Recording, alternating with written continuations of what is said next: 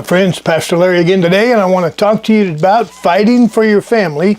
Only this week, I'm going to change it just a bit, and we're talking about fighting for your family by changing. You may think, well, I'm not doing anything wrong. It's my wayward teenager, or it's my unfaithful spouse. So let's talk about what you have, what you're contributing to this relationship, and let's see if maybe there's some additional steps you can take that would make it possible to regain greater peace in your family. You know, you need to be asking yourself, the last time I talked about binding the powers of darkness and coming against the powers of darkness that is causing your loved one, causing your child, your spouse, whoever, or a loved one, could be in another branch of the family, causing them to go astray, causing them to go in the wrong direction. But think about this today. I want you to begin to ask God. This is going to test where you're at as a Christian. You need to ask God, what do you need to do in order to become a better, if it's your child, to become a better parent, to become a better spouse, whatever the need is, a better brother or sister, whatever. Lord, what do I need to do to become what my spouse or my child needs? You may be thinking right now, I don't need anything. I need them to behave so I can have peace back in my family. And if that's your attitude, if that's what you're thinking, honestly, then you've got a pride issue, and I can see where part of the problem started right there. You know, many times I have parents bring their teenagers or bring their kids to me and say, I want you to fix these kids. I want you to help them. And my first response is usually, well, then why don't you let your child sit out in the hall and let me deal with you? Wow, no, it's my child. No, typically it's you. It could be you. And that's what I'm wanting you to think about right now. What have I contributed to this whole mess that we find ourselves in? Are you a parent that just don't have the patience? You know, you refuse to have patience with your teenager. It's your way or the highway, and they're a kid. They don't know anything. That may be true, but that's not what they need to hear. You know, every child, every teenager needs to be listened to and needs to be reckoned with as though their thoughts and their feelings count, because they do. Or are you a spouse that only brings up the negative about the wayward spouse you have? See, I've seen a lot of spouses become unfaithful merely because there was no emotional needs being met at home, merely because it was a stubborn attitude at home that drove them out to find what love is.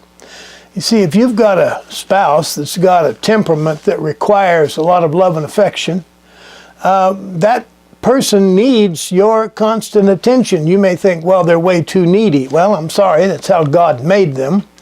And you need to attend to that need according to Scripture, especially if I'm talking to a man.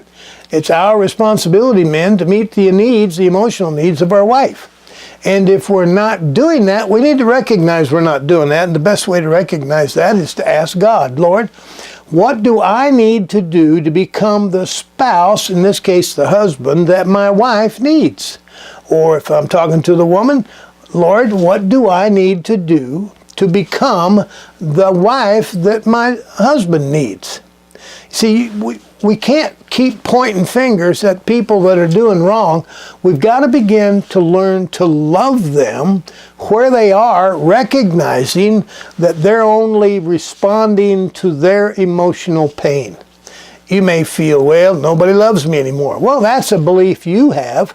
That's a lie you believe. There's somebody who loves you. Just tell Jesus nobody loves you and hear what he has to say.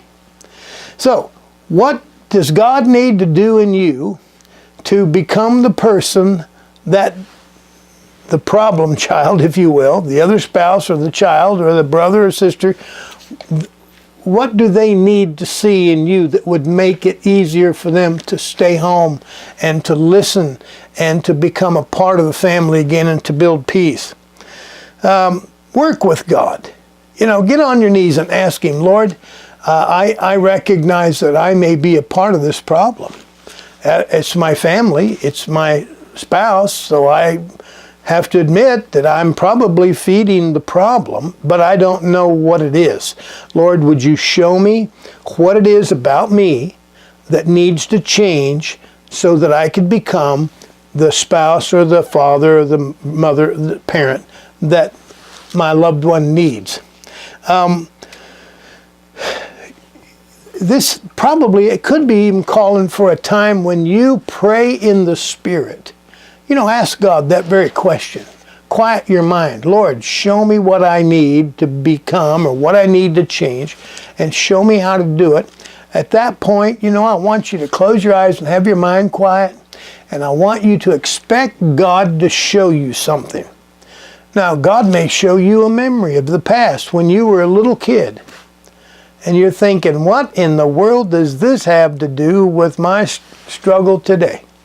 Well, I want you to trust God. See, you're a man or woman of faith, and here's where you're going to apply your faith. When you ask God a question, He's going to answer that question, even if it seems to you that He's off track. Well, don't ever forget, God's never off track. We usually ones jump the track. And the moment we think God missed it, we've jumped the track. So ask God to show you the cause. Or if God may just speak something to you, He may say to you, you're not patient enough, or you need to help her get those emotional needs met. Then ask another question. Lord, how do I do that? Good question, right? How do I do that, Lord?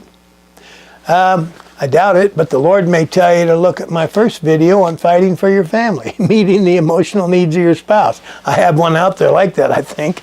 If I don't, I've got one coming. But what if He shows you a picture of you? What do you do then? Well, you look at that memory, that picture, without thinking.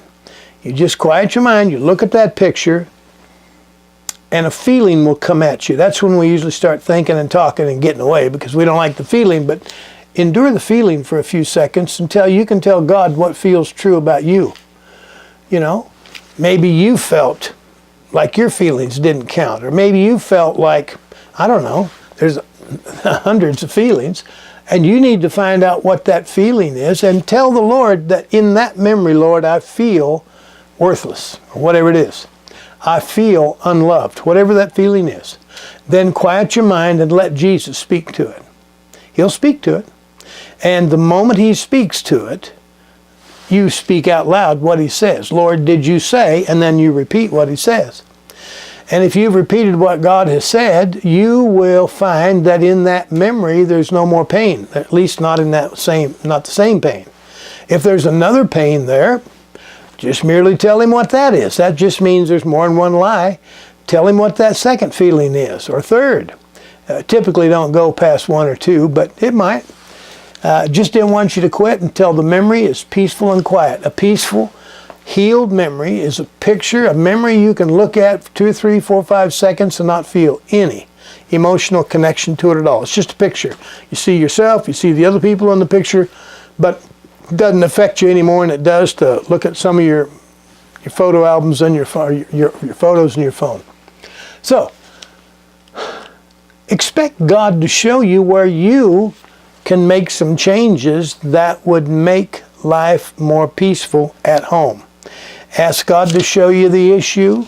You know, if you're praying in the Spirit, for instance, after asking God what you need to do to make a change, you're praying in the Spirit, that's a place where revelation will come. Suddenly you'll see a memory, or you'll see a picture, or you'll see a word, or hear something from God, recognize He's speaking to you.